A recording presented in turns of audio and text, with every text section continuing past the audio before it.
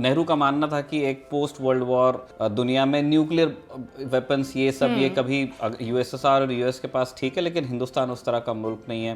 पाकिस्तान ने कारगिल में जो किया था उससे हिंदुस्तान नहीं खत्म होता, वो थोड़ा परेशान करते वो हम देखते। एक सुपरसोनिक कंबशन इंजन था जो पूरा नहीं होता और डॉक्टर कलाम को वो दिखाया गया जब उन्होंने बताया कि इंडिया एक क्रूज मिसाइल के बारे में सोच रहा है। उस टाइम पे ये कहा जाता था कि ब्रोमोस को इंटरसेप्ट छोड़िए, डिटेक्ट करना भी बहुत मुश्किल है क्योंकि हवा से 3 गुना स्पीड पे आती है। अनइंटेंशनली एक मिसाइल पाकिस्तान की ओर चल गई थी। 2013 में इंडिया के पास 1300 करोड़ थे, तो उन्होंने कहा कि इतना पैसा अगर दे देते हैं तो इसमें हमको सीखने को कुछ नहीं मिलने वाला।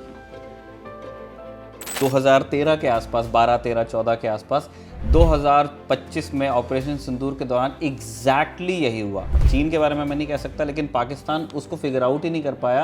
आपने वो वाले मीम्स देखे हैं? भाईजान आपकी ब्रह्मोस मिसाइल कितने की है?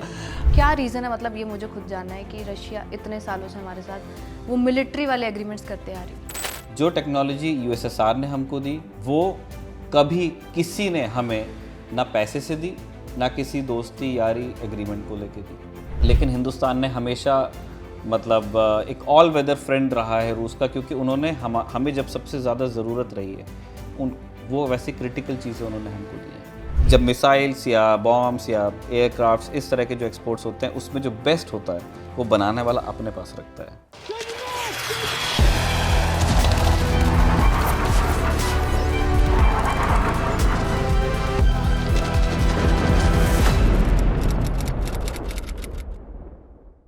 आपने वो वाले मीम्स देखे हैं? भाईजान आपकी ब्रह्मोस मिसाइल कितने की है? और फिर पीएम मोदी नीचे बोल रहे हैं कि इट इज़ टोटली फ्री, आप बताइए लोकेशन कौन सी, हम वहाँ पे ड्रॉप कर देते हैं। तो ब्रह्मोस मिसाइल का जो भी जिक्र है ना वो हर बार आता है हर भारतीय के ज़ुबान पर। ऑपरेशन सिंदूर में भी इसका इस्तेमाल हुआ और इसका क्रेडिट जाता है डॉक्टर एपीजे अब्दुल कलाम को, जो साइंटिस्ट थे और फॉर्मर प्रेसिडेंट थे हिंदुस्तान के। उन्होंने इंडिया और रशिया का एक कोलैबोरेटिव एफर्ट जो है वो बनाया और उसके ज़रिए ब्रह्मोस मिसाइल जो है वो एग्जिस्टेंस में आई। अब जब भारत ने इसे बनाना शुरू किया तो बाकी देश भी इसके लिए ऑर्डर्स ले रहे हैं।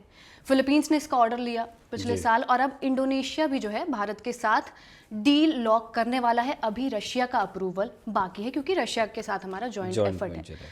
क्या है इस ब्रह्मोस मिसाइल की कहानी, कैसे आई ये, और रशिया के साथ हमारा ये एफर्ट अब जाकर मतलब कैसे इतना बड़ा ब्रह्मोस मिसाइल का जो हमारा जत्था है वो कैसे बन पाया, वही आज के फौजी के एपिसोड में जानेंगे।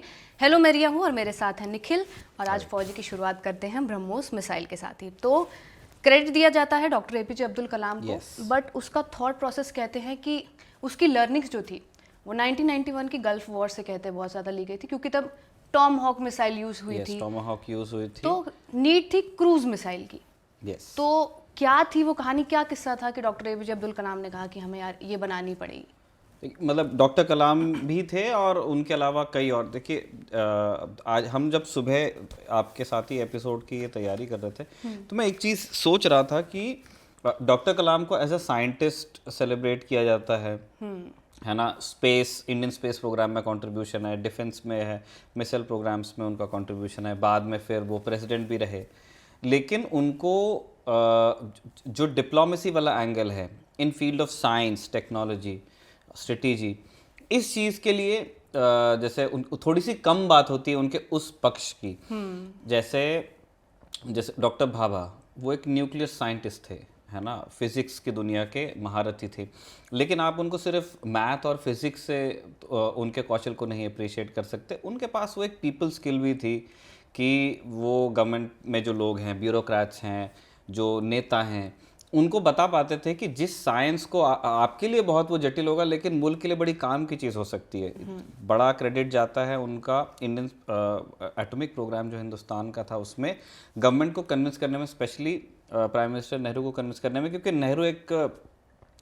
नेहरू का मानना था कि एक पोस्ट वर्ल्ड वॉर दुनिया में न्यूक्लियर वेपन्स ये सब ये कभी यूएसएसआर और यूएस के पास ठीक है, लेकिन हिंदुस्तान उस तरह का मुल्क नहीं है। हम 200 साल हम झेल चुके गुलामी, तो हम इस तरह के, हम वायलेंस में नहीं मानते, इस तरह गांधी का देश है। तो लेकिन फिर चीन की लड़ाई भी हुई और डॉक्टर भाभा ने बात भी की लगातार। ऐसी ही बहुत सारी चीज़ों के लिए आप यूएस जाएंगे तो ओपेनहाइमर भी एक न्यूक्लियर साइंटिस्ट थे, लेकिन आप अगर ओपनहाइमर फिल्म देखेंगे तो उसमें आप देखते हैं कि उनका ये पीपल टू पीपल कनेक्ट, चाहे वो साइंटिस्ट्स को समझाना कि मैनहट्टन प्रोजेक्ट में आना उनके लिए कितना ज़रूरी है, चाहे गवर्नमेंट को समझाना, है ना। तो इस तरह से हमें डॉक्टर कलाम को देखने की ज़रूरत है कि उन्होंने सही समय पे सही बातें कही, ढेर सारी, अपने विज्ञान के अलावा भी, है ना। साइंटिस्ट तो वो थे ही, और जो उनको काम, जैसे जब ब्रह्मोस की डील साइन करने के लिए वो गए थे, तब वो डीआरडीओ के डीजी हुआ करते थे।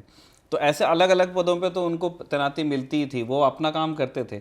लेकिन इसके अलावा आप ये कहना चाहिए कि जो इनटैंजिबल्स हैं डॉक्टर कलाम के इंडियन स्ट्रेटेजिक थॉट में, वो जैसे उसकी तुलना बहुत ही कम लोगों से हम कर सकते हैं। और भी साइंटिस्ट हुए हैं, लेकिन कलाम का स्थान उसमें स्पेशल है। सेम चीज़ ब्रह्मोस की स्टोरी के साथ भी है। हिंदुस्तान में 1993 में जब इंदिरा गांधी प्राइम मिनिस्टर हुआ करती थी, तब एक इंटीग्रेटेड मिसाइल डेवलपमेंट प्रोग्राम बना था, integrated guided missile development programme.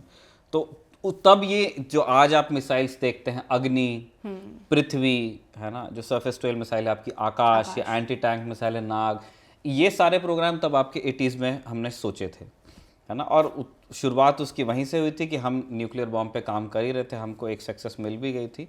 तो फिर उनके लिए डिलीवरी व्हीकल चाहिए थे कि एक ऐसी मिसाइल होनी चाहिए कि हम अपना जो न्यूक्लियर वेपन्स हैं हमारे, वो हम डिलीवर भी कर सकें, और वो एक क्रेडिबल थ्रेट हो हमारे दुश्मन के दिमाग में कि आप इनको इतना मत परेशान कीजिए, वो है गांधी बुद्ध का देश होगा, पर वो मिसाइल वैसी रखते हैं कि वो आके हिट कर देंगे आपको।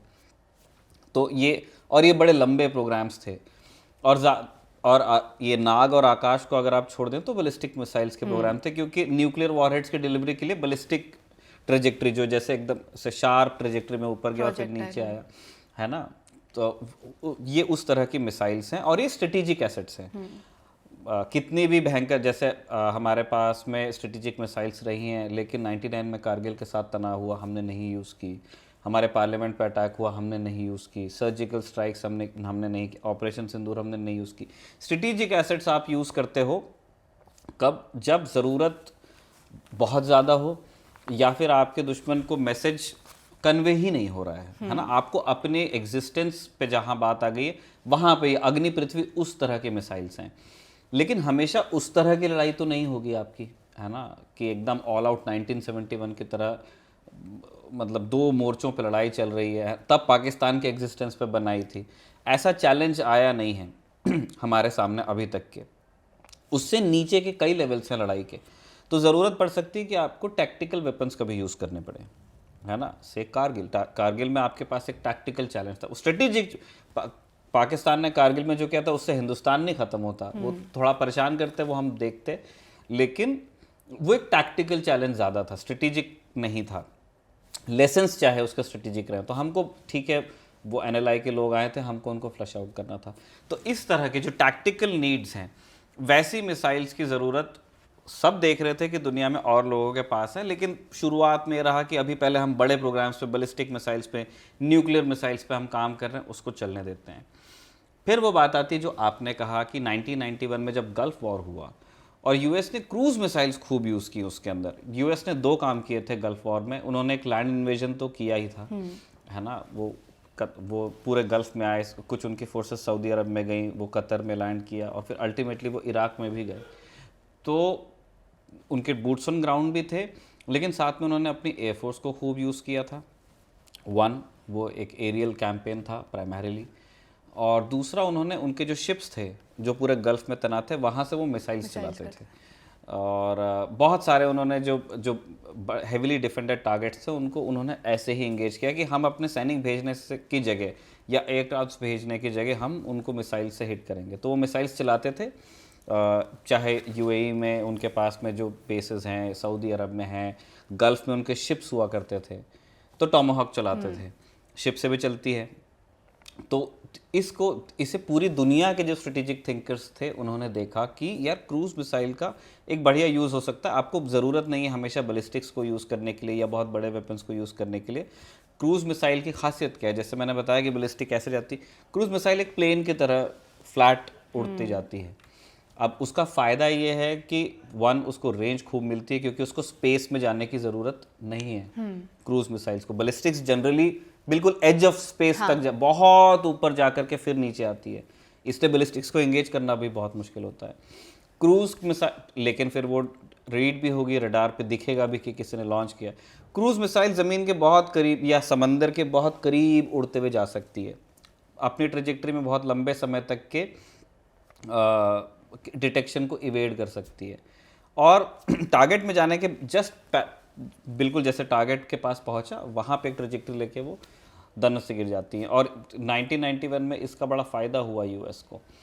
तब यहाँ पे आया एक थॉट कि इंडिया को भी क्रूज मिसाइल्स के बारे में सोचना चाहिए। तब हमारे मिसाइल प्रोग्राम्स को हो गया था, 10-15 साल उन्होंने कर लिए थे, और वहाँ से वो कहानी है जो सुनाई भी जाती है। आप HAL DRDO के लोगों से पूछते हैं कि डॉक्टर कलाम गए थे, रूस गए थे, और उसके बाद उन्होंने बात की वहाँ पे, और उनको एक अनफिनिश्ड कहते हैं कंबशन इंजन दिखाया गया, सुपरसोनिक जो था।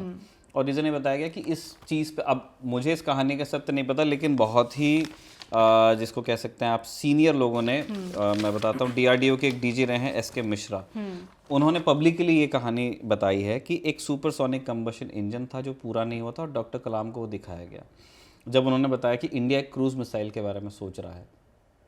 और फिर वहाँ कुछ बात हुई होगी डॉक्टर कलाम के थ्रू गवर्नमेंट ऑफ इंडिया और गवर्नमेंट ऑफ रशिया के बीच में और वहाँ से एक थॉट पैदा हुआ कि गवर्नमेंट ऑफ इंडिया को रशिया के साथ मिलकर एक मिसाइल बना लेनी चाहिए। अब उसके बहुत सारे कारण, एक तो इंडिया की नीड है कि हमें क्रूज मिसाइल की ज़रूरत है। दूसरा, ऐसा कहा जाता है कि रूस के पास उस स्पेसिफिक प्रोग्राम को पूरा करने के लिए पैसे नहीं थे। सोवियत संघ का विघटन हो रहा था, उनके बड़े चैलेंजेस थे। दुनिया के सबसे बड़े गराज सेल कहा जाता है उसको, कबाड़ के भाव पूरा USSR बिक रहा था, तो उनको ऐसा लगा कि इस पार्टनरशिप में कुछ निकलेगा। फिर बहुत बातें हुई, होती रही, और फिर 1998 में डॉक्टर कलाम मॉस्को गए, और फिर वहाँ से जो रूस के पहले डेप्यूटी डिफेंस मिनिस्टर थे उनके साथ उन्होंने एक एग्रीमेंट पे साइन किया, और तब फिर वो JV बना, जिसमें 50.1 हम हैं, हिंदुस्तान है, और 49.5% रूस की पार्टनरशिप है। और दो कंपनीज़ ने मिलकर के इसको बनाया। एक हिंदुस्तान से तो गवर्नमेंट ऑफ इंडिया ले लीजिए, या आप DRDO ले लीजिए, और DRDO ने इस मिसाइल के लिए पार्टनर किया, मैंने लिख के रखा है उसका नाम, NPO मशीनोस्त्रोयेनिया। ये एक बहुत ही आइकॉनिक डिज़ाइन ब्यूरो है रूस में। यहाँ से रूस के स्पेस व्हीकल्स निकले हैं, उनके पार्ट्स निकले हैं, बड़ी पॉपुलर मिसाइल्स जिनको पूरी दुनिया में जिनको नाम से जाना जाता है, जैसे P700 ग्रेनेड मिसाइल्स हैं, शिपरेक जिसको बोलते हैं, शिप किलर मिसाइल है ना। अभी इन दिनों ज़िक्रॉन की बात चल रही है। ज़िक्रॉन एक हाइपरसोनिक मिसाइल है, तो वो यहीं से निकली है। तो वैसा ही, तो इन्हीं के साथ हमने पार्टनर किया, और फिर वहाँ से फिर वो एक और लंबी जर्नी है कि कैसे दोनों ने मिल करके मिसाइल बनाई है। तो ये तो जर्नी हुई, पर जब बनी मिसाइल, क्या एनाटमी थी, किस हिसाब से सोचा गया कि इंडिया को लैंड, शिप और ये तीनों, मतलब तीनों आर्मीज को तीनों फोर्सेस को सर्व करेगी या नहीं, तो वो क्या चीज़ें रही थी वहाँ? देखिए, आप अगर ब्रोमोस को अभी भी, आप अगर ब्रोमोस का पिक्चर हम लगाएंगे, अभी एक तरफ हम ब्रोमोस की तस्वीर रखेंगे, और दूसरा अगर आप P800 ऑनिक्स एक मिसाइल है रूस में, है ना, जो ये इन्होंने बनाई है, NPO मशीनोस्त्रोयेनिया ने, है ना, ये रशियन फोर्सेस के लिए है। तो ये बेसिकली ये दोनों शिप किलर्स हैं, है ना। ये समंदर पे बड़े जहाज़ों को टारगेट करने के लिए बना। अब जहाज़, ऑब्वियसली जहाज़ बड़े होते हैं, हज़ारों टन के होते हैं, तो वो हैवी मिसाइल्स कैरी कर सकते हैं और हैवी वॉरहेड कैरी कर सकते हैं। तो जैसे ब्रोमोस में भी 200-300 किलो का वॉरहेड आप लेके जा सकते हो। न्यूक्लियर केपेबल है ब्रोमोस। जैसे इंडिया या रूस ने कभी ये कहा कि ये केपेबिलिटी है, लेकिन हमने कभी इस मिसाइल को अपने स्ट्रेटेजिक फोर्सेस कमांड में नहीं डाला। जैसे हमारे यहाँ अग्नि, पृथ्वी, आर्मी, नेवी, एयरफोर्स, इनके पास नहीं रहती है, एक अलग से हमारे पास में स्ट्रेटेजिक फोर्सेस कमांड है, उनके पास है। लेकिन क्योंकि ब्रोमोस एक टैक्टिकल मिसाइल है, इसलिए हमने फोर्सेस को दिया हुआ है, वो कमांडर्स अपने मतलब हुक्म से उनको चलाने का आदेश दे सकते हैं। तो ये शिप किलिंग मिसाइल्स हैं। तो बड़ा ऑब्वियसली फिर इसका साइज़ बहुत बड़ा है, 2.5 टन की है। और जब शुरुआत में बात हुई कि भारत और रूस मिलकर मिसाइल बनाएंगे, तब हिंदुस्तान MTCR का क्या नाम मेंबर नहीं हुआ करता था, हमने साइन नहीं किया था उसके ऊपर, मिसाइल टेक्नोलॉजी कंट्रोल रिजीम। और क्योंकि हम उसका हिस्सा नहीं थे तो बंदिश ये थी कि कोई भी दुनिया में कोई भी मुल्क हमको 300 किलोमीटर रेंज की मिसाइल की टेक्नोलॉजी नहीं शेयर कर सकता था। तो इसीलिए ब्रोमोस के जो ब्लॉक 1 वर्जन है जो सबसे पहले बनाया गया, उसकी रेंज इसलिए 290 है। मतलब सोचने में लगता भी है कि यार 300 बना देते, तो उन्होंने 290 उसको जानबूझ के रखा, या 290 ही एडवर्टाइज किया, चाहे वो थोड़ी सी ज़्यादा रही हो शुरुआत में, क्योंकि हम मेंबर नहीं थे। तो उन्होंने एक 2.5 टन की मिसाइल, एक जैसे शिप किलर उन्होंने पहले सोचा होगा, जो बाद में ऑनिक्स बनी भी है ना। ऑनिक्स पहले उन्होंने इंडक्ट कर ली 2002 में, रशियन फोर्सेस के पास है, वो लोग इसको यूज़ करते हैं। फिर यहाँ डेवलपमेंट की बात चल रही थी, तो वो मोरलेस जिस तरह से जो पहले आइडिया रहा होगा उसी को। आपने ये ठीक कहा कि इंडिया के दिमाग में हमेशा से ये था ब्रोमोस को लेकर के कि हम अल्टीमेटली, पहले ऑब्वियसली, अब वो क्योंकि एक शिप के लिए तो वो शिप से चलने वाली मिसाइल बनेगी, नेवी को जाएगी, क्योंकि सबसे ज़्यादा शिप्स को हिट नेवी ही करना चाहेगी। बट हम ये चाहते थे कि हम इसको आर्म फोर्सेस को भी दें, आर्मी को भी दें, और अल्टीमेटली फिर एक एयर लॉन्च वर्जन भी बनाए। एयर लॉन्च वर्जन के लिए इसलिए समय, मतलब उसको लास्ट में इसलिए रखा गया था क्योंकि ये दुनिया में बहुत, मुझे नहीं लगता कि अभी करंटली ऐसी कोई मिसाइल 2.5 टन की कोई मिसाइल किसी फाइटर जेट से नहीं लॉन्च की जाती है। जैसे हैवी मिसाइल्स हैं, लेकिन उनको कैरी करने के लिए अलग स्ट्रेटेजिक बॉम्बर्स वगैरह होते हैं, बड़े एयरक्राफ्ट होते हैं। जो एक नॉर्मल फाइटर जेट होता है, उससे कोई इतने बड़े वेपन्स नहीं डिलीवर किए जाते। 2.5 टन की है, उसकी लेंथ इतनी है। तो पहले उन्होंने नेवी में आप लगाइए कि 1998 में डील हुई है, और फिर 2001 से बात वहाँ पे आई जहाँ पे कैरेक्टरिस्टिक्स लॉक हो गए थे, और कुछ ट्रायल्स उन्होंने शुरू किए, है ना। इंजन्स को उन्होंने देखा, और उन्होंने एक ऐसी मिसाइल के बारे में सोचा जिसमें एक बूस्टर हो। अब बूस्टर सॉलिड फ्यूल का है, उससे उसका फ़ायदा ये है कि जो सॉलिड फ्यूल होता है उसमें बहुत ऊर्जा होती है ना। जैसे दिवाली के रॉकेट जैसे आप उसको समझिए कि एक बार उसको चलाया तो वो चलेगा, और वो क्योंकि वो सॉलिड है तो उसमें बहुत डेंसली एनर्जी पैक्ड है। तो जो पहला फेज़ है बूस्टर फेज़, वो मिसाइल को इनिशियल स्पीड देता है, और बूस्टर ही उसको माक 1 के ऊपर लेके चला जाता है। और फिर उसके बाद उसका जो लिक्विड फ्यूल से चलने वाला जो स्क्रैमजेट इंजन है, जो हवा से चलता है, वो आता है, और वो उसकी स्पीड को फिर और बढ़ाता है। तो ये माक आप लगाइए 2.3 to 2.8, मतलब ऑल साउंड की स्पीड से 3 गुना से थोड़ा ही कम इनकी स्पीड होती है ब्रोमोस मिसाइल्स की। और इसीलिए जब ब्रोमोस बनाई गई थी, है ना, 2007 से हम इस्तेमाल कर रहे हैं आर्मी में, उस टाइम पे ये कहा जाता था कि ब्रोमोस को इंटरसेप्ट छोड़िए, डिटेक्ट करना भी बहुत मुश्किल है, क्योंकि आवाज़ से 3 गुना स्पीड पे आती है। जैसे जैसे टेक्नोलॉजी आगे बढ़ेगी वैसे और अगर स्पीड ब्रोमोस की यही रहती है, तो अल्टीमेटली ये हो जाएगा कि कुछ सिस्टम्स ऐसे आ जाएंगे जो ब्रोमोस को डिटेक्ट करें। लेकिन अभी हिंदुस्तान के जो नेबर्स हैं, या हिंदुस्तान के जो हमारा जो थ्रेट परसेप्शन है कि हमारी किससे आमना सामना हमारा हो सकता है, उन सब के लिए एक इनकमिंग ब्रोमोस को वो डिटेक्ट कर सकते हैं लॉन्च, लेकिन उनके पास में बहुत कम टाइम होगा टू डिसाइड कि हमें इस मिसाइल के साथ में क्या करना है। हाँ भाई, कहते हैं ना कि फायर एंड फॉरगेट, वो वाली मिसाइल। हाँ, मतलब उनको जैसे इससे पहले हुआ है, आप 2022 की मेरे ख्याल बात है, गलती से एक आईएएफ के बेस से चल गई थी ब्रोमोस। यस, 9 मार्च 2022 की बात है। इंडियन एयरफोर्स के एक बेस से, लोग कहते हैं कि शायद हिसार से हुआ था वो, और अनइंटेंशनली एक मिसाइल पाकिस्तान की ओर चल गई थी। उसमें कोई वॉरहेड नहीं था, वो मिसाइल गई और वहाँ पे वो गिर गई। तो इसीलिए मैं कह रहा हूँ कि इनके बहुत कम टाइम आपके दुश्मन को मिलता है। तो ये इन सारे कैरेक्टरिस्टिक्स के साथ में इन्होंने मिसाइल की कल्पना की थी। और फिर 2007 में आर्मी को गई है, और मेरे ख्याल नेवी को उससे पहले चली गई थी। एक बार मुझे चेक करने दो भाई क्या हो रहा है। यस तो सबसे पहले 2005 में सबसे पहले इंडियन नेवी के पास ब्रोमोस गई, और फिर उसके 2007 में आर्मी के पास आई, और फिर 2020 में फाइनली हम इंडियन एयरफोर्स के पास में देखते हैं। एयरफोर्स के पास में ब्रोमोस आने में इसलिए भी टाइम लगा क्योंकि एक पहले ये थॉट था कि इतनी बड़ी मिसाइल लगाएंगे कैसे, भाई कि सुखोई के साथ इसको इंटीग्रेट करने में बहुत ज़्यादा समय, और कहते हैं कि पैसा भी बहुत ज़्यादा लग रहा था, क्योंकि रशिया डिमांड कर रहा था कि आप हमें दे दीजिए, हम इसको if I am not wrong 1300 crore में कर देंगे, बट इंडिया का उतना बजट नहीं था। तो फिर वो गए हाल के पास, हाल ने को बोला गया कि भाई आपके पास बजट है 80 करोड़, आप इसमें इसको इंटीग्रेट कर सकते हो तो हमें करके दे दो। तो क्या कहानी है, वो भी बहुत दिलचस्प कहानी है कि कैसे सुखोई के साथ इंटीग्रेट किया गया ब्रह्मोस मिसाइल को। बिल्कुल, जैसे आपके पास में जब ये मिसाइल आ गई, पहले नेवी के पास है, तो नेवी के इसमें तो बिल्कुल वो जो कन्वेंशनल उसको जो सोचा गया था कि वो एक शिप किलिंग मिसाइल होगी, तो वो शिप से चलने वाली एक मिसाइल है। 2005 में उनको चली गई। आर्मी के पास वो मिसाइल आई तो फिर आर्मी उसको ऐसे टारगेट्स पे यूज़, उन्होंने सोचा कि हम इसको यूज़ कर सकते हैं हेविली डिफेंडेड टारगेट्स पे, जैसे ऑपरेशन सिंदूर में हमने उनके एयर बेसिस को हिट किया। तो एयर बेसिस पे ऑब्वियस जो उनके कमांड एंड कंट्रोल सेंटर होते हैं, ऐसे ज़मीन पे तो बने नहीं होते हैं, जनरली धरती के अंदर होते हैं या हार्डन्ड सरफेस होता है, ऊपर कई मीटर का कंक्रीट होता है। तो ऐसे टारगेट, ऐसे इन्वायरमेंट में टारगेट्स को हिट करने के लिए ब्रोमोस एक सही वेपन है। तो इसलिए फिर आर्मी को भी दिया गया कि अगर ऐसे हाई वैल्यू टारगेट्स आपको मिलते हैं तो एक नेचुरल थॉट था कि फिर एयरफोर्स के लिए भी ये मिसाइल बड़े काम की होगी, क्योंकि स्पीड इसके पास में बहुत है ना। मार्क 2 पॉइंट मतलब ऑलमोस्ट आवाज़ के 3 गुना स्पीड पे चल सकती थी। तो अब आपके पास बचा क्या है कि आपको एक ऐसा एयरक्राफ्ट चाहिए जो इसको आसमान में लेके उड़ सके और फिर वहाँ से वो फायर भी कर सके।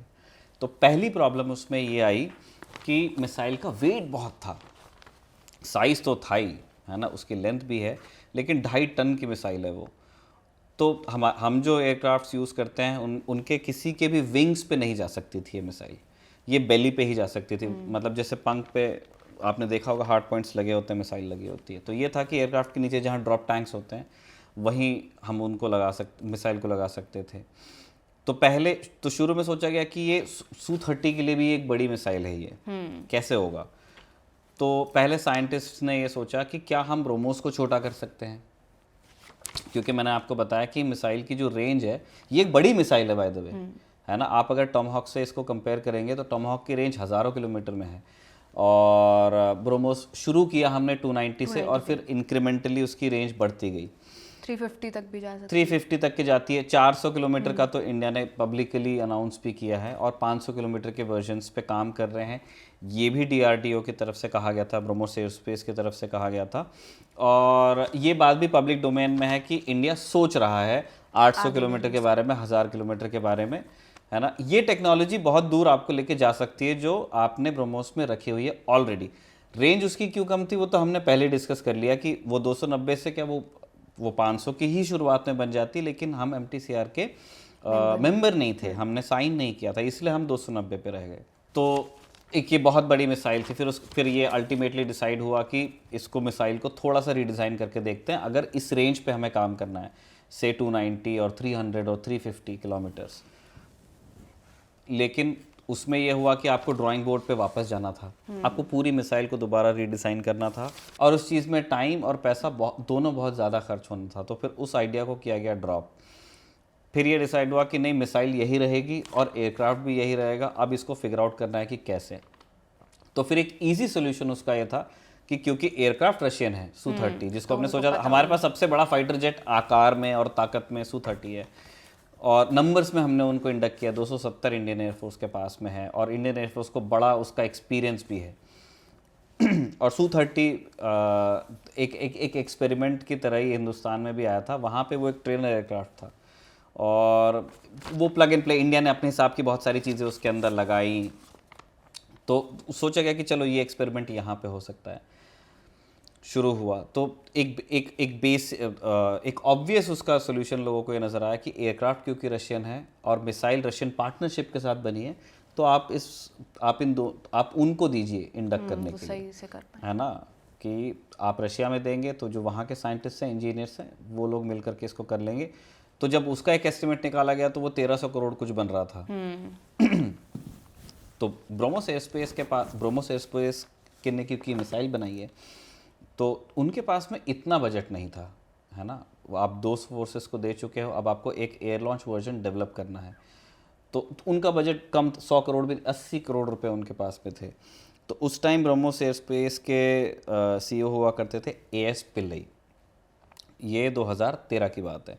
AS पिल्लई मिलने गए RK त्यागी से, जो उस टाइम HAL के चेयरपर्सन होते थे, और उन्होंने बताया कि हम एक एयर लॉन्च ब्रह्मोस के बारे में सोच रहे हैं, और जो हमारी रशियन से बात चल रही है वहाँ पे ऐसा लग रहा है कि मतलब 1000 करोड़ के पार ये बजट चला जाएगा। हम इतना पैसा, और उसका एक ये भी उन्होंने कहा कि चलो अगर ये पैसा हम खर्च भी कर देते हैं, 2013 में इंडिया के पास 1300 करोड़ थे, तो उन्होंने कहा कि इतना पैसा अगर दे देते हैं तो इसमें हमको सीखने को कुछ नहीं मिलने वाला है ना। एक प्रोडक्ट की तरह वो कुछ एयरक्राफ्ट हम भेजेंगे, वो अडाप्ट करके भेज देंगे, कुछ मिसाइल्स वो हमको दे देंगे, तो इसमें हमको एक मतलब रिटर्न ऑन इन्वेस्टमेंट हमें कुछ नहीं है, हमें कुछ नो हाउ नहीं मिलेगा। तो क्योंकि उनका मानना था कि अगर 1000, 1200, 1300 करोड़ रुपए खर्च हो रहे हैं तो हमारे इंजीनियर्स भी तो कुछ सीखें, क्योंकि वो एक साइंटिस्ट का दिमाग है कि मैं सीखूंगा क्या इसमें। उनको वो आपसे प्रोडक्ट नहीं चाहिए, वो जानना चाहते हैं कि होगा कैसे। तो फिर HAL ने कहा कि ठीक है हम लोग इसको ट्राई करेंगे। तो फिर उसके बाद RK त्यागी ने अपने ऑफिस में HAL के इंजीनियर्स से, साइंटिस्ट से, जो उनके पास में एविएशन के एक्सपर्ट्स हैं उनसे बात की, और फिर कुछ महीने का टाइम लिया और फिर रिप्लाई किया ब्रह्मोस एयरस्पेस को कि मैंने अपनी टीम से बात कर ली है, और HAL में मेरे इंजीनियर से बोल रहे हैं कि इंडिया में हो जाएगा, थोड़ा सा टाइम लगेगा लेकिन हो जाएगा, और आपको जो बजट गवर्नमेंट ने दिया है 80 करोड़ का, हम उसके अंदर ही कर देंगे, ये भी हमने बात कर ली है। और उसके लिए HAL ने बहुत सारी चीज़ें की, जो R&D का जो कॉस्ट था इसका, इस प्रोजेक्ट का, वो HAL ने बिल नहीं किया, उन्होंने अपने पास अपनी जेब से लगाया। प्रॉफिट जो वो कुछ एक है वो PSU, लेकिन फिर भी जो भी वो प्रॉफिट चार्ज करते हैं उन्होंने नहीं किया। तो उन्होंने एक काम देश के नाम वाले मोड में उन्होंने इस चीज़ को किया। और फिर फाइनली 2017 में नवंबर की बात है, 22 तारीख को पहली बार Su-30 ने कलेकुंडा एयरबेस से उड़ान भरी, एक ब्रह्मोस मिसाइल लेकर के। पर चैलेंजेस बहुत आए होंगे, क्योंकि आपको फ्यूसलाज पूरा चेंज करना है, कॉकपिट में भी इंटीग्रेशन करनी पड़ेगी कि आपको मिसाइल लॉन्च करनी है जेट से। वो तो होगा ही होगा, मतलब उसके अंदर जैसे ये जब 2013 में ये बात चली थी कि Su-30 में हमको ब्रह्मोस लगाना है, तब एयर मार्शल अरूप रहा थे, जो बाद में जाके एयर चीफ मार्शल, वो एयर चीफ बने। तो ये उनका आइडिया था कि हमें 40 के करीब ऐसे Su-30s चाहिए जिनमें ब्रह्मोस लग सके, और इनको उन्होंने कहा कि ये दोनों तरह से काम में आएंगे। अगर हमारे पास में एक एयर लॉन्च ब्रह्मोस होगी तो मिसाइल की रेंज है 290 किलोमीटर, और फिर एयरक्राफ्ट की भी तो रेंज है, एयरक्राफ्ट जाके भी हिट कर सकता है एनिमी टेरिटरी के अंदर, एयरक्राफ्ट अपने ही टेरिटरी में रह के हिट करेगा, तभी भी वो ऑल्टीट्यूड से करेगा, तो मिसाइल को एक एज मिलता है वो, और फिर एयरक्राफ्ट की अपनी स्पीड है, ये सारी चीज़ें मिसाइल को बहुत अंदर deep inside enemy territory hit कर सकती हैं। तो इससे क्या होगा कि एक डिफेंसिव पॉकेट बन जाएगा हिंदुस्तान के चारों तरफ, कि हमारे एयरक्राफ्ट अपनी सीमा पे तो उड़ सकते हैं, ज़रूरत पड़ने पे जा भी सकते हैं, और वहाँ से अगर हम दुश्मन को ये मैसेज दें कि हम यहाँ से ब्रह्मोस फायर करेंगे आपके ऊपर, जो बाद में सिंदूर में होता है, जो अरूप रहा ने बोला था 2013 के आसपास, 12, 13, 14 के आसपास, 2025 में ऑपरेशन सिंदूर के दौरान एग्जैक्टली यही हुआ। शुरुआत में हमने एंगेज किया पाकिस्तानी टारगेट्स को, कुछ जेट्स हमारे गिर गए, उसके बाद में फिर इंडिया ने ये कहा, मतलब इंडियन प्लानर्स का ये हुआ कि पाकिस्तान के जो एयर डिफेंसेस हैं उनको हम सीड डीड मिशन हमने किए, फिर उसके बाद उनके रडार्स, उनके लॉन्चर्स को हिट किया। फिर पाकिस्तान को समझ में आया कि अब ये थोड़ा सा सीरियस होता जा रहा है मामला, और इंडिया ने भी थोड़ी सी टैक्टिक अपनी चेंज की, और फिर उसके बाद में इंडियन टेरिटरी में Su-30s उड़ा करके एयर लॉन्च ब्रह्मोस उन पर फायर की गई, और उसका पाकिस्तान वो प्रॉब्लम को सॉल्व ही नहीं कर पाए। उनके 1 दर्जन बेसिस के ऊपर बारी बारी से ब्रह्मोस के अटैक हुए। नूर खान जो चकलाला के पास है ना, ऑलमोस्ट उनकी कैपिटल से बहुत दूर नहीं है, उसके बारे में पाकिस्तान के ही वहाँ के प्राइम मिनिस्टर के एडवाइज़र हैं, एक उनका मुझे वीडियो मिला था, मैं उसका लिंक आपको डिस्क्रिप्शन में ज़रूर दूंगा। उनका कहना था कि हमारे पास में 30 से 45 सेकंड ही होते थे बस टू डिटरमाइन कि जो ब्रह्मोस इंडिया से लॉन्च हो रही है वो न्यूक्लियर है या नहीं है, क्योंकि न्यूक्लियर वॉरहेड लेके तो आ सकती है ना, पता भी चल रहा है अब इसमें है या नहीं है, और उतनी देर में वो गिर भी जाया करती थी। तो पाकिस्तान वो कभी भी, चीन के बारे में मैं नहीं कह सकता, लेकिन पाकिस्तान उसको फिगर आउट ही नहीं कर पाया उन 2-3 दिनों में कि हमें इस बात का अगर कोई हम पे हवा से ब्रह्मोस चला रहा है या लैंड से ब्रह्मोस चला रहा है, उनके पास उसका कोई जवाब नहीं था। यही चीज़ एयर मार्शल अरूप रहा ने तब इमेजिन की थी आज से 10 साल पहले, कि अगर एक बड़ा सा जेट है हमारे पास, एक तगड़ी मिसाइल है जो एनिमी डिफेंसेस को बिल्कुल भेदते हुए आगे जा सकती है, जिसकी स्पीड है, हमको बस इंटीग्रेट करना है। तो HAL ने फिर ये काम किया था और उन्होंने ही इंटीग्रेट करके दिया, अब विद इन बजट किया। चेंजेस क्या किए गए, ऐसा बताया जाता है कि कुछ एयरक्राफ्ट्स रूस भेजे गए थे और कुछ को हिंदुस्तान में ही रेट्रोफिट किया गया। उनका जो अंडर कैरेज है, जो बेली है एयरक्राफ्ट की, जहाँ पे मिसाइल लगती है, जो पायलॉन्स पे लगती है मिसाइल, उसको थोड़ा मजबूत किया गया। और फिर उसके बाद कमांड कंट्रोल के लिए तो ज़रूर कॉकपिट में चेंजेस किए ही गए होंगे कि जो उसका फायरिंग मैकेनिज्म है, क्योंकि वो एयरक्राफ्ट भी सुपरसोनिक है, वो आवाज़ से तेज़ गति पे उड़ रहा है और मिसाइल भी सुपरसोनिक है, तो ऐसा नहीं होना चाहिए। और बहुत बड़ी मिसाइल है, 2.5 टन की मिसाइल है, तो ऐसा नहीं होना चाहिए कि दोनों के फ्लाइट कैरेक्टरिस्टिक्स जो हैं वो एक दूसरे में इंटरफेयर करें। जहाज़ को उड़ने में दिक्कत नहीं होनी चाहिए, मिसाइल को समय से एक सेपरेशन होना चाहिए उन दोनों के बीच में, तब फिर उसका इंजन फायर करे। इस तरह के बहुत सारे चैलेंजेस थे जिनको उन्होंने विद सक्सेसिव टेस्ट्स उनको आइडेंटिफाई किया और फिर जो दिक्कतें थी उनको वीड आउट भी किया। अच्छा, तो वहाँ जाकर के 2020 में वो स्टोरी पूरी होती है जो आपकी 2005 से चल रही है। चली आ रही थी। अच्छा, अभी के टाइम में ब्रह्मोस मिसाइल का कॉम्पिटिटर या फिर कह सके कि उसको टक्कर देने वाली कौन कौन सी मिसाइल है? ब्रह्मोस को एडवर्टाइज तो अभी भी ऐसे ही किया जाता है कि इसका मतलब पैरेलल नहीं है ना, उसकी और प्राइमरीली उसकी स्पीड की वजह से। आप उसकी लॉन्चिंग वीडियोस देखोगे तब आपको समझ आएगा कि बस वो लॉन्च होती है और एकदम से हाँ, वो कैनिस्टर से बाहर आएगा, उसका टक से टुकड़ा उठता है और वो आँख से आप देख नहीं सकते। मतलब वो बहुत जल्दी ओझल हो जाती है, वो पहले हरकत करती है, आवाज़ उसकी बाद में आती है। इस तरह का वो सिस्टम है। आप जैसे टॉमाहॉक की हम बात कर रहे थे, अगर इसकी रेंज को आप बढ़ाओगे तो वो टॉमाहॉक एक कंपेरेबल मिसाइल है इसकी, है ना, लेकिन टॉमाहॉक की स्पीड कम है। एक ज़्यादा भारी मिसाइल को ज़्यादा स्पीड से भेजने का चाहे रेंज कम हो, आइडिया ये रहा होगा कि इंडिया की जो विसिनिटी है, हमको इतने लंबे दूरी पर टारगेट्स को पहले एंगेज करना नहीं था। पहली बात ये। दूसरा, क्योंकि मिसाइल के पास में वेट है बहुत और मिसाइल बहुत स्पीड से जाएगी, तो काइनेटिक एनर्जी बहुत ज़्यादा होती है उसकी, तो आपको इस मिसाइल को किल करना बहुत मुश्किल है, चाहे काइनेटिक जो तरीके हैं, है ना, आप मिसाइल डिफेंसेस के ऊपर इस्तेमाल करो।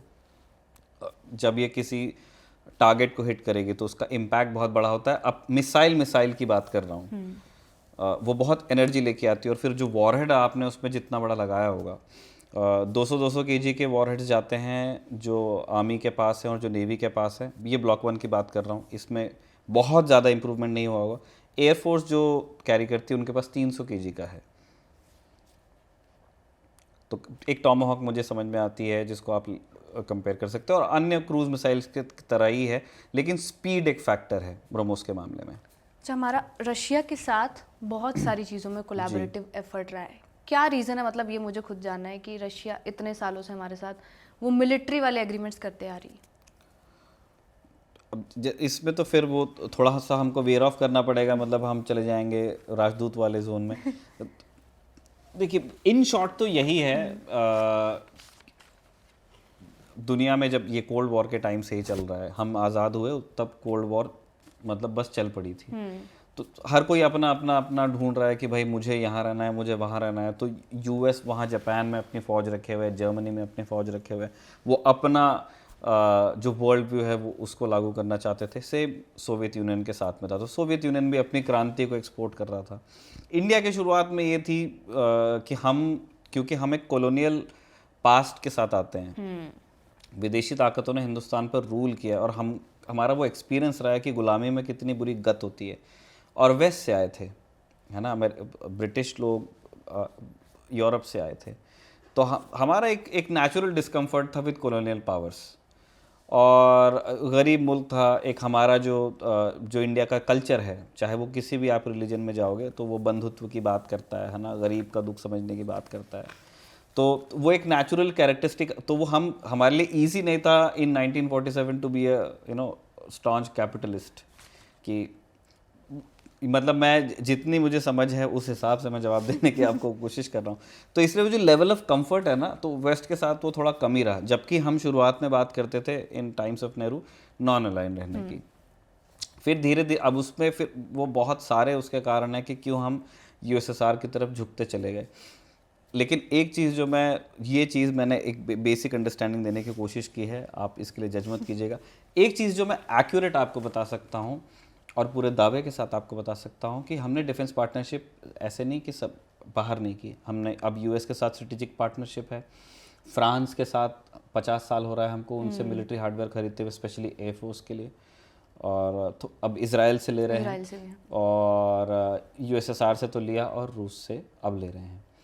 जो टेक्नोलॉजी चाहे टैक्टिकल हो चाहे स्ट्रेटेजिक हो, जो टेक्नोलॉजी यूएसएसआर ने हमको दी वो कभी किसी ने हमें ना पैसे से दी ना किसी दोस्ती यारी एग्रीमेंट को लेके दी। और इसके मैं आपको 50 उदाहरण दे सकता हूँ।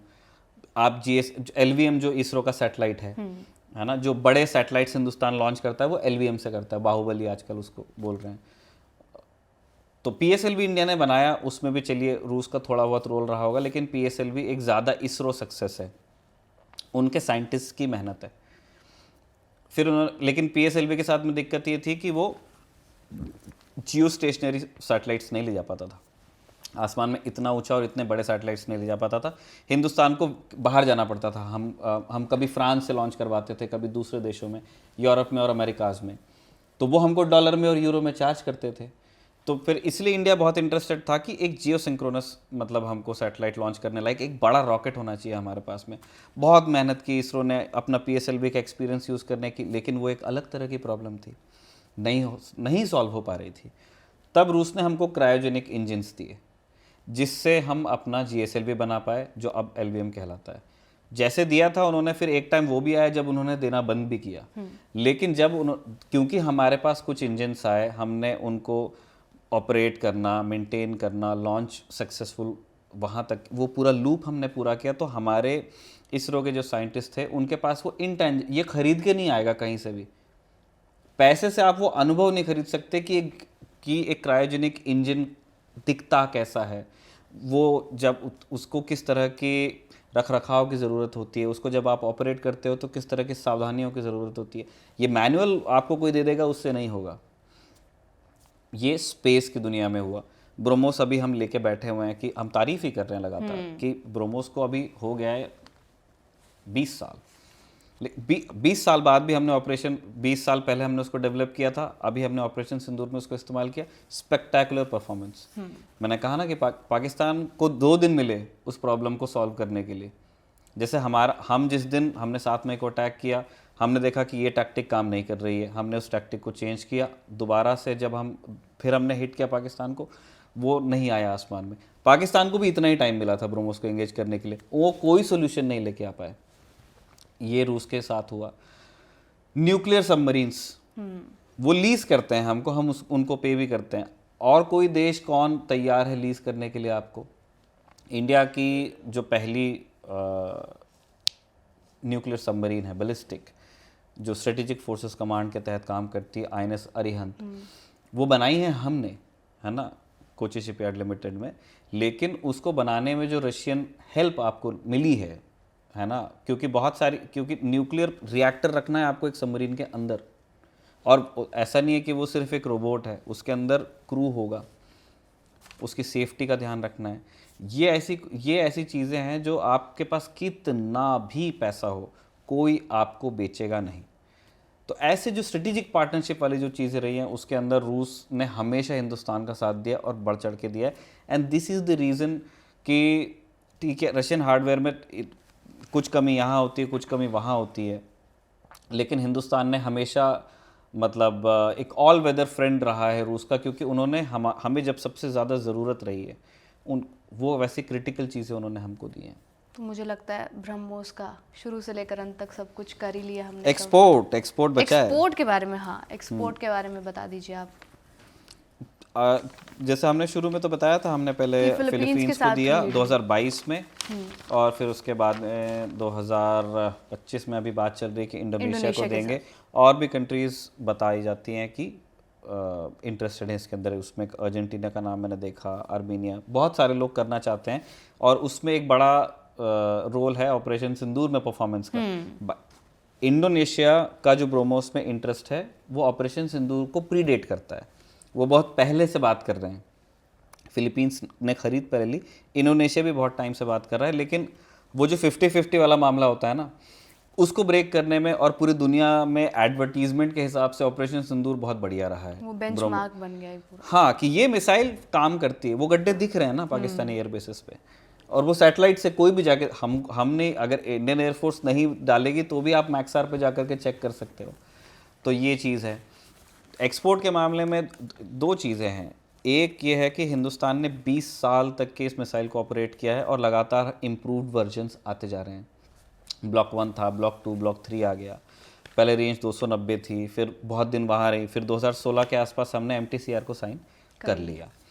तो उसके बाद में फिर हम अब मिसाइल की जो असली ताकत है उसको एक्सप्लॉइट कर रहे हैं, है ना। वो 300 वाली जो उसको हम बहुत पहले ब्रीच कर चुके हैं। 400 का टेस्ट हुआ है, 450 का टेस्ट हुआ है, 500 की बात होती है, और 800,000 के प्लान्स हैं उनके पास में। और एक ब्रोमोस NG की बात भी चल रही है ना, उस पर काम चल रहा है। ब्रोमोस NG के साथ यह होगा कि ब्रोमोस, जैसे हमने बताया कि एक बड़ी मिसाइल है, बल्कि है, हैवी है, तो ब्रोमोस NG की रेंज वही होगी 290, 300, 350, लेकिन उसका साइज होगा 50% कम, स्पेशली वेट। तो वो बहुत एडवांटेज होगा, वो बहुत बड़ा, वो हर तरह का एडवांटेज है। आप जैसे आज हमारे पास एक ही एयरक्राफ्ट है जिस पे हम लगा सकते हैं, तो कल को फिर हम जब उसका वेट कम हो जाएगा, जब उसका साइज थोड़ा सा कम होगा, तो हम बाकी एयरक्राफ्ट्स के बारे में सोच पाएंगे, है ना।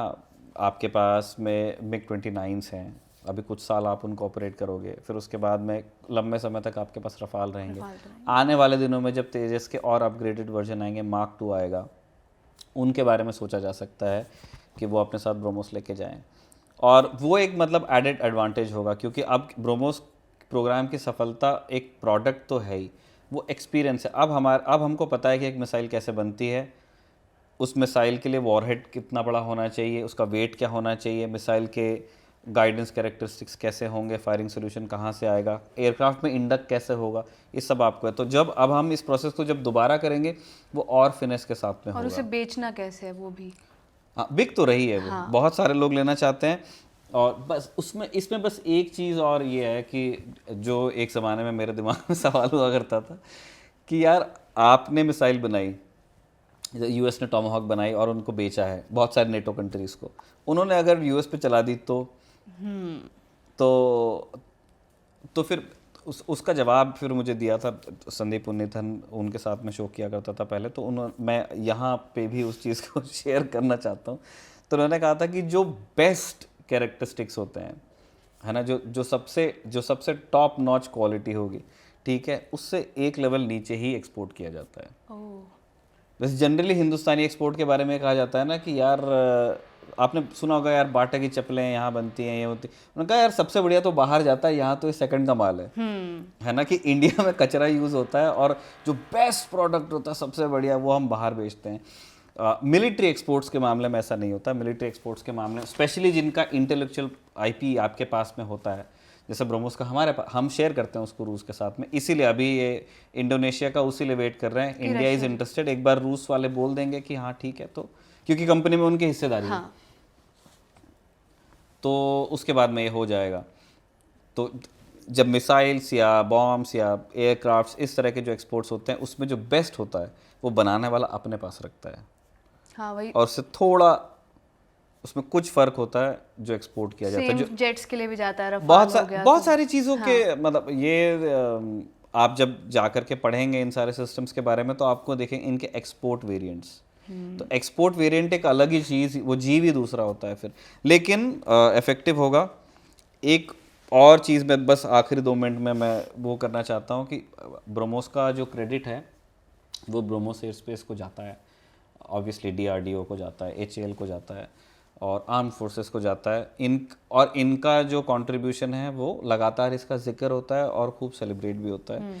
लेकिन ब्रोमोस मिसाइल प्रोग्राम की सफलता ये रही है कि हमने इंडिया का जो प्राइवेट सेक्टर है उसकी ताकत को भी खूब इस्तेमाल इसमें किया है। और बहुत सारी कंपनीज मिल करके, मतलब 100 कंपनीज हैं जो ब्रोमोस बनाने में लगती हैं, उसमें से कुछ के नाम आप जानते होंगे। गोदरेज ब्रोमोस